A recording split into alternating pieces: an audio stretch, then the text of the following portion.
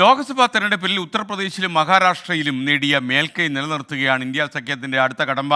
അക്കാര്യമാണ് 24 observer B Dileep Kumar പരിശോധിക്കുന്നത്. Good morning Dileep Kumar, over to your observation.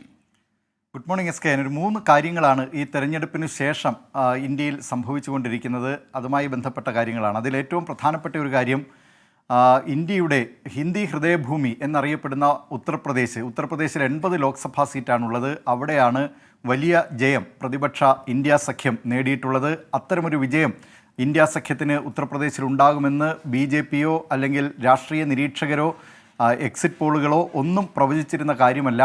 43 സീറ്റുകൾ 80-ൽ 43 സീറ്റുകൾ ഇന്ത്യ സഖ്യം അവിടെ നേടി മുന്നിട്ട് നിൽക്കുകയാണ്, അല്ലെങ്കിൽ മുന്നിലെത്തിയിരിക്കുകയാണ്. അത് നിലനിർത്തുക എന്നത് കോൺഗ്രസിനെ സംബന്ധിച്ച്, സമാജ്വാദി പാർട്ടിയെ സംബന്ധിച്ച് ഇനി അടുത്ത കടമ്പയാണ്.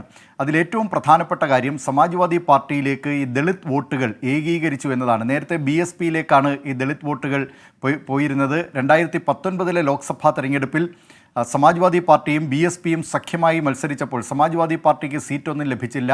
പക്ഷേ 10 സീറ്റ് അവിടെ BSPക്ക് ലഭിച്ചിരുന്നു. അത് ഈ ദളിത് വോട്ടുകൾ BSP സമാഹരിച്ചതുകൊണ്ടാണ്. പക്ഷേ ഇത്തവണ ദളിത് വോട്ടുകൾ കൂട്ടമായി എത്തിയിരിക്കുന്നത് സമാജ്വാദി പാർട്ടിയുടെ സ്ഥാനാർത്ഥികൾക്കാണ്. അത് പ്രത്യേകിച്ച് 17 സംവരണ മണ്ഡലങ്ങളിൽ ഈ ബഹുഭൂരിപക്ഷത്തിലും സമാജ്വാദി പാർട്ടിയുടെയും കോൺഗ്രസിൻ്റെയും സ്ഥാനാർത്ഥികളാണ് വിജയിച്ചിട്ടുള്ളത് എന്നുള്ളത് ഇക്കാര്യം അടിവരയിട്ട് പറയുകയും ചെയ്യുന്നുണ്ട്. ഫൈസാബാദ്, അയോധ്യ ഉൾപ്പെടുന്ന മണ്ഡലമാണ് ഫൈസാബാദ്. അവിടെ തന്നെ ആ മണ്ഡലത്തിൽ ജയിച്ചിരിക്കുന്നത്, അതൊരു ജനറൽ സീറ്റാണ്. ആ സീറ്റിൽ സമാജ്വാദി പാർട്ടി സ്ഥാനാർത്ഥിയായി നിർത്തിയിരുന്ന അവധേഷ് പ്രസാദ്, അദ്ദേഹം ഒരു ദളിത് മുഖമാണ്. 9 തവണ MLA ആയിട്ടുള്ള അദ്ദേഹത്തെയാണ് ജനറൽ സീറ്റിൽ തന്നെ സമാജ്വാദി പാർട്ടി നിയോഗിച്ചത്. അവിടെ MP ആയിരുന്ന ലല്ലു സിംഗിനെ പരാജയപ്പെടുത്തിക്കൊണ്ട് ഈ അവധേഷ് പ്രസാദ് വലിയ വിജയം നേടിയത് എല്ലാവരെയും, പ്രത്യേകിച്ച് BJP കേന്ദ്രങ്ങളെ ഞെട്ടിച്ചിരിക്കുകയാണ്. അവിടെ BSP സ്ഥാനാർത്ഥി ഏതാണ്ട് 45,000-ഓളം വോട്ടുകൾ നേടിയിരുന്നു. മാത്രമല്ല CPIക്കും അവിടെ ഒരു സ്ഥാനാർത്ഥി ഉണ്ടായിരുന്നു. അത് നേരത്തെ തന്നെ ഈ അയോധ്യ ഉൾപ്പെടുന്ന ഈ ഫൈസാബാദ് മണ്ഡലം CPIയുടെ ഒരു സ്വാധീന മേഖലയായിരുന്നു. ഈ ബാബറി മസ്ജിദ് പൊളിക്കുന്ന കാലത്ത് അവിടെ MP ആയിരുന്ന, ഫൈസാബാദ് MP ആയിരുന്ന മിത്രാസൻ യാദവ് CPIക്കാരനായിരുന്നു. അദ്ദേഹം പിന്നീട് CPIയുടെ സംസ്ഥാന സെക്രട്ടറിയൊക്കെയായി. അതിനുശേഷം അദ്ദേഹം സമാജ്വാദി പാർട്ടിയിലും BSPയിലുമൊക്കെ മാറി മാറി ചേരുകയും ഉത്തർപ്രദേശിൽ മന്ത്രിയാവുകയും ഒക്കെ ചെയ്തിട്ടുള്ള ആളാണ് ഈ മിത്രാസൻ യാദവ്. അവിടെ അരവിന്ദ് സെൻ എന്ന് പറയുന്ന CPI നേതാവ് ഏതാണ്ട് 15,000-ഓളം വോട്ടുകൾ ഒറ്റയ്ക്ക് നിന്ന് നേടുകയും ചെയ്തിട്ടുണ്ട്.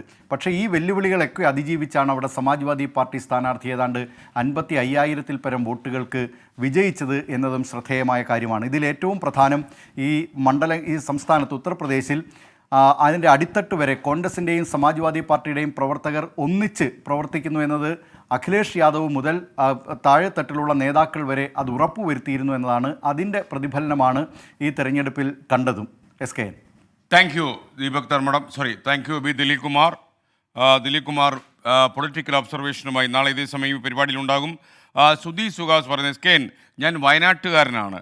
ഈ ഫോറസ്റ്റ് ഉദ്യോഗസ്ഥരുടെ അഴിമതി പൊറുക്കാൻ കഴിയാത്തതാണ്. ഇവിടെ ഭരണക്കാർ ഇവരുടെ കൂടെയല്ലേ, പിന്നെ എങ്ങനെ നീതി കിട്ടും ജനങ്ങൾക്കെന്നാണ് ചോദിക്കുന്നത്. തീർച്ചയായിട്ടും സുധി, അങ്ങനെ നിരാശപ്പെടേണ്ട കാര്യമില്ല. എല്ലാ ഭരണക്കാരും ഇത്തരം ആൾക്കാരെ പ്രോത്സാഹിപ്പിക്കുന്നൊന്നുമില്ല. അതിനേറ്റവും പ്രധാനപ്പെട്ട ഉദാഹരണമാണ് ഈ അതിരപ്പള്ളിയിലെ സസ്പെൻഷൻ. നിങ്ങൾ ആലോചിക്കുക, നേരായ വഴിക്ക് ചിന്തിക്കുന്ന ഒരുപാട് പൊതുപ്രവർത്തകർ നമുക്കുണ്ട്. അതാണ് നമ്മുടെ ആശ്വാസവും. അതുപോലെ വനംവകുപ്പിലും പോലീസ് സേനയിലും തന്നെ ഈ സത്യസന്ധരായ ഉദ്യോഗസ്ഥന്മാരും ഒരുപാടുണ്ട്. അവരൊക്കെ നമ്മുടെ വെളിച്ചമാണ്.